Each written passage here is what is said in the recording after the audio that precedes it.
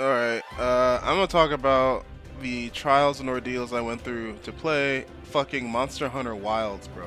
Shout out to David's noble sacrifice to fucking play Monster I Hunter. need to give this man that my round ass of was applause. my ass was fucking bouncing back and forth between appointments, and David's like, "Hey, look, I'm the fucking best. Here's why."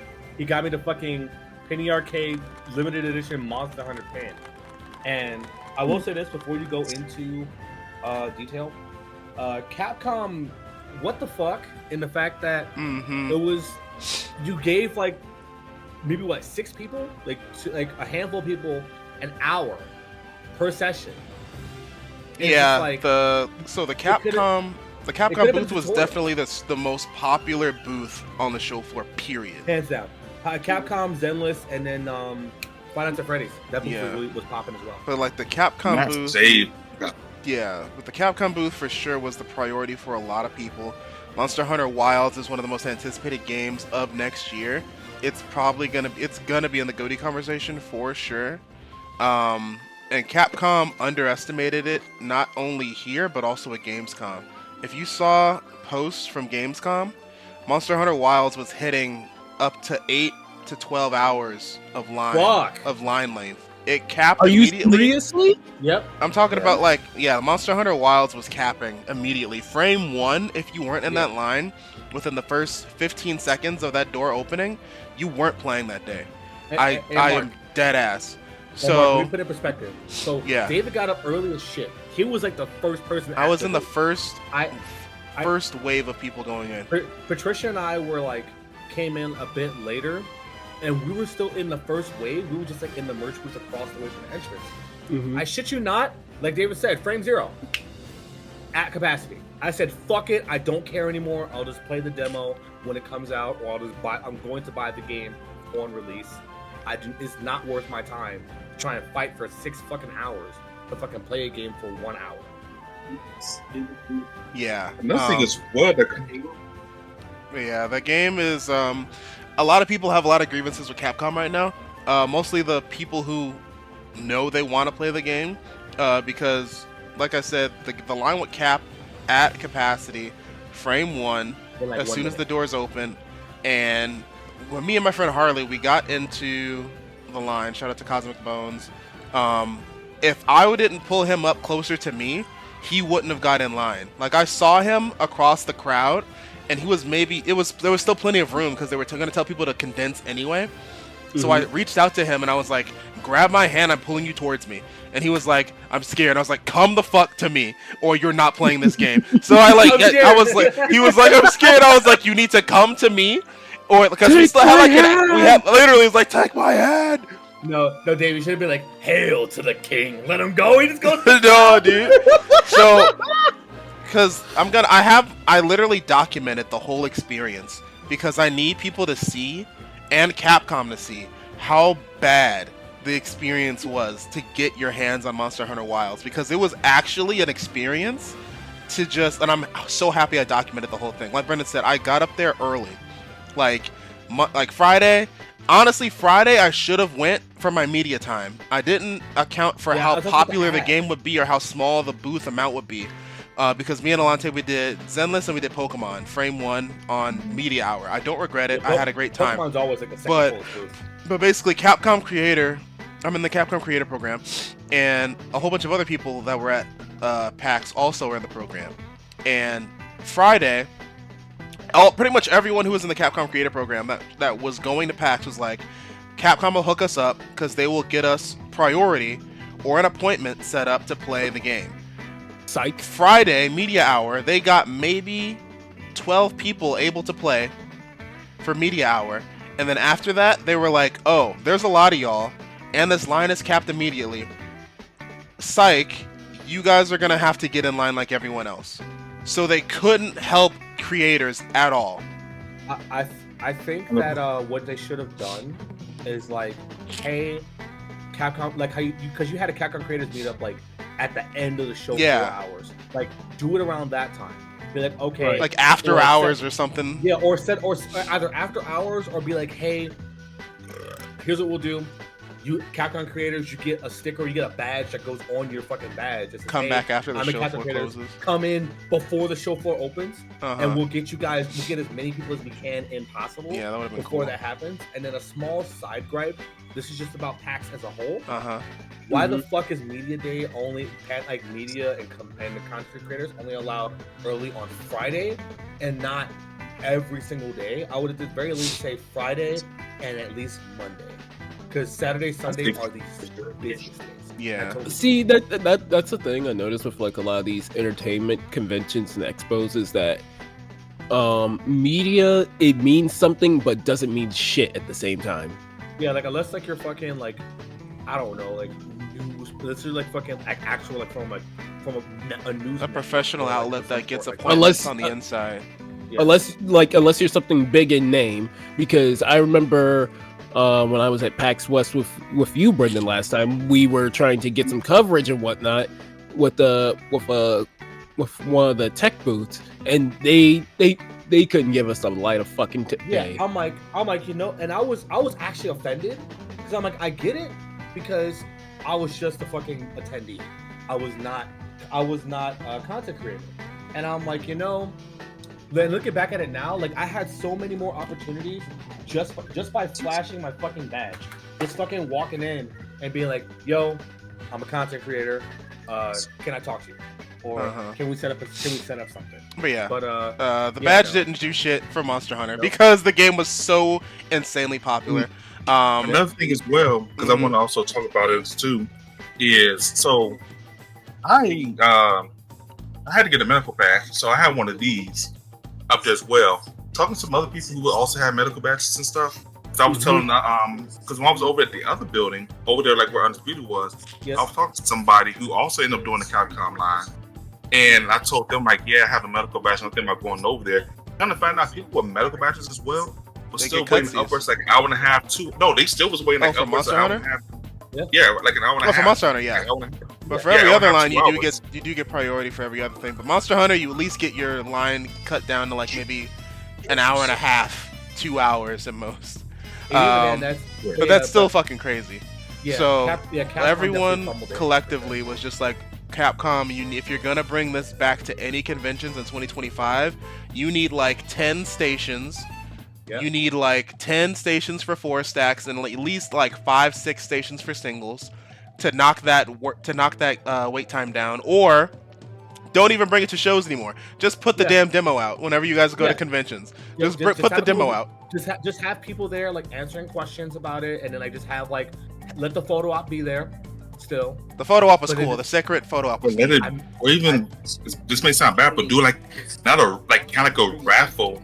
See who gets to play the game every RNG, pure RNG. Yeah. I would say, especially it's going to be at it's a high likelihood that it will be at PAX East because this game is not going to. It's going to be pretty much anywhere Capcom's going to go next year. Because we got TGS coming up. Yeah. So it's going to be there.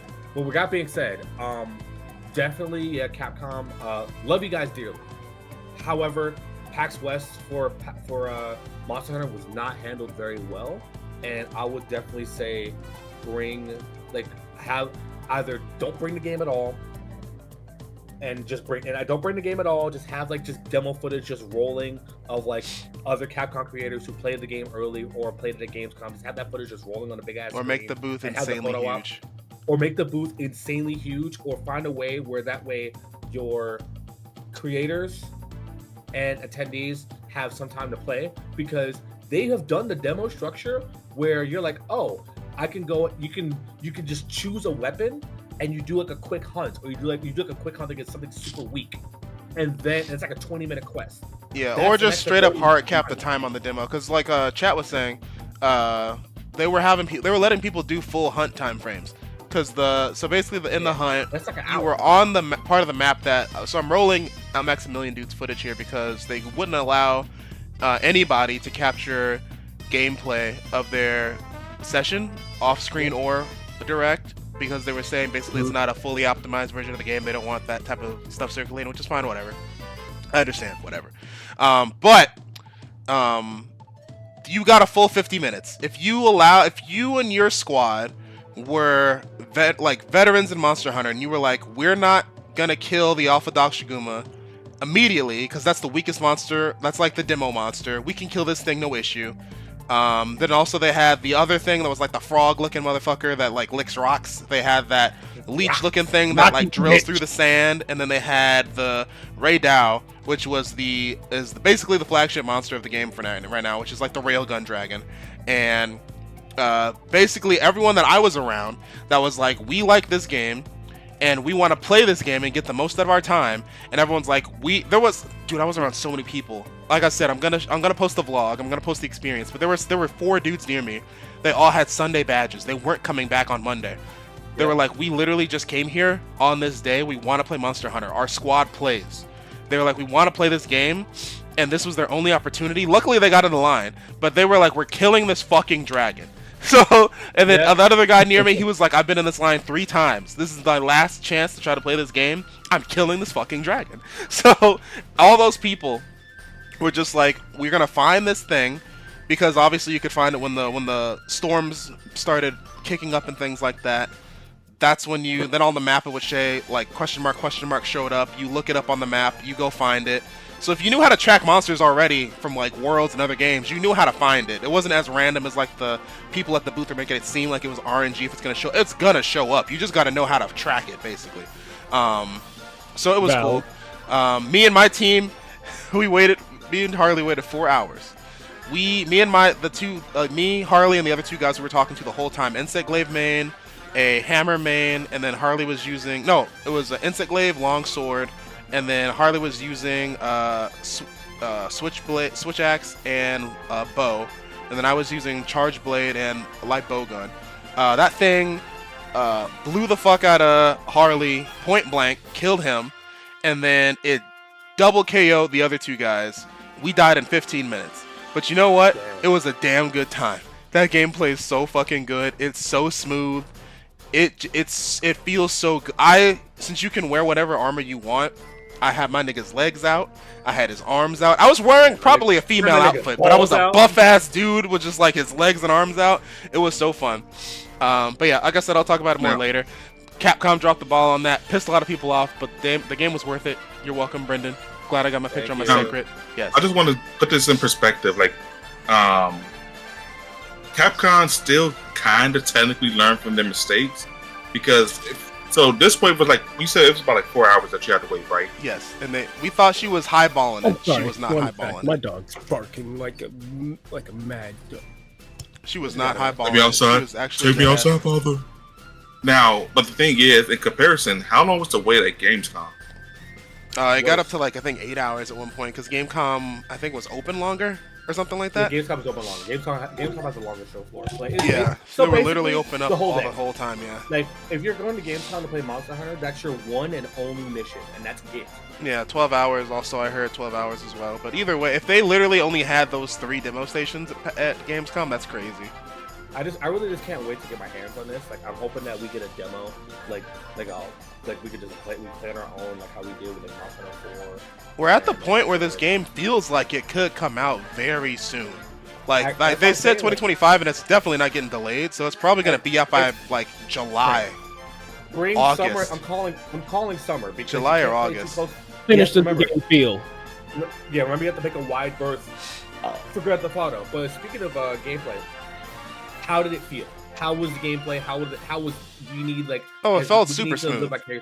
Yeah, very smooth. Definitely, if you wanted to. Some people were playing it like every other Monster Hunter, but also like a big thing was you had to do that focus mode stuff where you like hold left trigger. If you're putting damage on certain parts of the monster, you can emphasize certain. You can hit criticals on certain parts by holding down left trigger.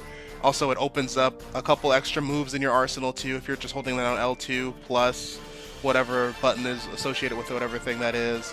The movement with the Secret is cool. You can literally just call it like your dog in Rise, and it'll just come scoop you up and start moving.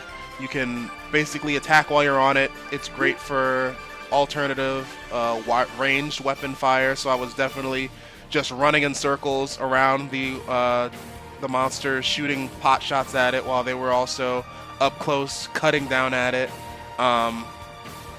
Yeah, it's really convenient. The gliding mechanic is cool too. If like if you're on a high out of ledge, you can just glide and get a little extra range on your descent as well. The map is humongous. It's very expansive. Like obviously we've seen it through gameplay, but like when pressing that touchpad and seeing the map come up is really good. The scout flies are really helpful as well, helping you scout things that are like so far from you on the other side of the map, but like the waypoints are really helpful as well.